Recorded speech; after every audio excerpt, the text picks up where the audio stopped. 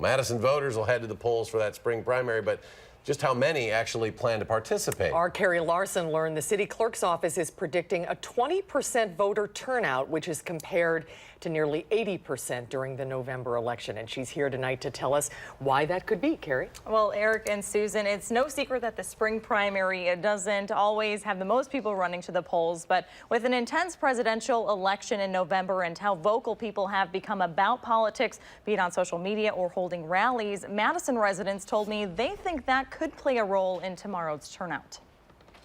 I would think that there would be a bigger turnout just because of the climate that's been in the nation, I guess. Some Madison residents agree the current political climate may be fuel to get people to the polls. I would sure hope so, especially with how tense things can be right now. But do local primary elections have the same draw?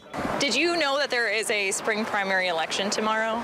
I knew there was an election. I didn't know what exactly was going on, though. I didn't even know there was going to be elections. So. City Clerk Mary Beth Witzelbale's office is predicting a 20% voter turnout, which is actually higher than in recent years. Typically, a primary like this, we'd see about 11% turnout. She says the high prediction in part comes from a record amount of in-person absentee ballots for Tuesday's election, on top of more residents wanting their voice to be heard. Your vote is a form of power that you have, and if you choose not to use it, then you're giving that power to somebody else. That's like the basis of what politics should be all about.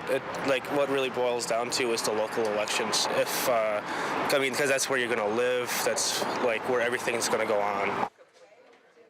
Mary Beth told me they had nearly 2,900 people fill out in-person absentee ballots around the city for this primary election, which is 1,000 more than the record that's been held since 2008. Yeah, they're aiming high at 20% compared to previous years. We'll see if it gets there. Carrie, thank you so much. Thank you, Carrie.